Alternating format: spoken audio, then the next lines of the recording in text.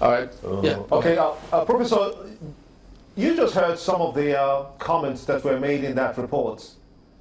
Do you think that HMOs should exist or should they not? It's time to answer? Yeah. Yes, sir. Right. Yeah. HMOs are part of the Act. In our Act. And they are stakeholders too. HMOs, NHIs, and hospitals. What we need to look at, and this is for the very first time, I'm really happy in this country that we're shining the light in this on this industry. The NHIs, HMOs, and hospitals. And this is progress. It's been happening over the last 12 years. There has not been any assembly that has brought HMOs to account for what they have done, or hospitals. So this is great progress. You talk about for HMOs. If you ask me personally, we should pay money directly from the NHIs to hospitals. If the Act says we should work with HMOs, we should, but find a role for them. And the role I think for HMOs in this system is that they should not have a role in the social health insurance program. They are free to go and sell their products with the recommendations of the NHIS to people outside the social health insurance, accrue more patients with our regulations. And they should serve and be close to people. Many of the HMOs we have that call themselves national HMOs do not live where people are. People have difficulty accessing them. People in Inewi, Umuahia, Arandizogu, Ogoja, Kontagora, Kano, Kazina, they're having to call HMOs living in Lagos.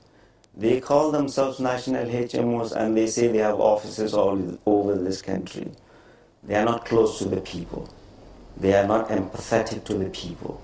We want HMOs that are close to the people, that when people call them, they'll pick their phone. People can walk into their offices and they will answer their questions.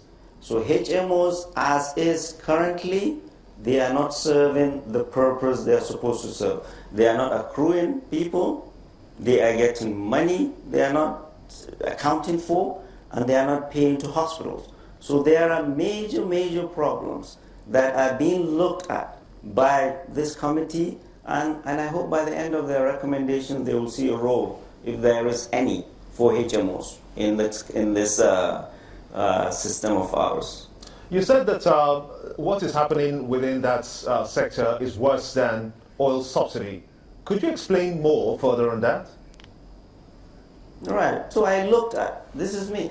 We come from university academia where we ask questions. How much have we put in? How much comes out? For the amount of money that has been invested in the system to the HMOs, and we see the miserable numbers we have, and we hear the constant complaints we hear from hospitals and enrollees particularly. Every day I come to the office, I see petitions and people call me about services they get from HMOs or from hospitals. And I call these hospitals and they complain constantly they do not get money they're supposed to get from hospitals. I visit hospitals in Abuja where I live incognito at night just to find out how our patients are doing. Wherever I go in this country, I visit big hospitals and see how our patients are doing. All of us, we the NHIs, HMOs, and hospitals, we need to do much better than we are doing. But most importantly for me, as a regulator, where the money comes to, I need to be a good custodian of that which I'm entrusted with, which is our people's commonwealth. Whoever I give that money to, I need to make sure that that money will reach where it needs to be. So I'll hold everybody accountable from the NHIS to the HMOs to the hospital. And I've opened my channels of communication, especially to the enrollee. I'll put him on the driver's seat for him to choose and fire his HMOs and for him to choose and fire his hospitals.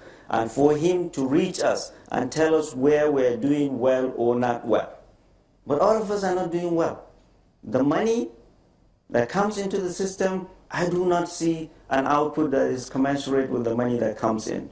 And that's why I am blowing the whistle. I say we need to all sit up and do the right thing for our people. And that's why you see the anger and the passion in me. It's not personal. We are here to serve our people, and that we must do. All right, Prof, if you could speak to these two items before we'll let you go. First, the HMOs, some of them we see they're saying 60,000 naira cannot be sufficient to conduct surgery. They suggest that some of those provisions and the funds need to be reviewed. And then, are you going to restructure or adjust the NHIS, who you say some of these things, the fraud, go on with complicity of NHIS? So let's start with the NHIS. The Act establishing the NHIS gives us enough power, enough authority to enforce all that it asks us to do. But we haven't done that. And we are doing that now for the first time. That's why people are taking notice. When I came, I created a department of enforcement that makes sure HMOs, ourselves, and hospitals are accountable. And people are taking notice. And I am getting letters from the little guys thanking us and praying for us and our ancestors for fighting for them. Oh, I got an alert of 5,000 the other day. Thank you for fighting for me. We shouldn't even get to that. People should know what to do for themselves, the HMOs and all of us. But we are fighting for hospitals, we are fighting for enrollees. So in the NHIS, we are holding ourselves accountable much more than we were in terms of our finances. Procurement for the very first time is transparent in the NHIS. And legal department, we are going to be fighting for the enrollee.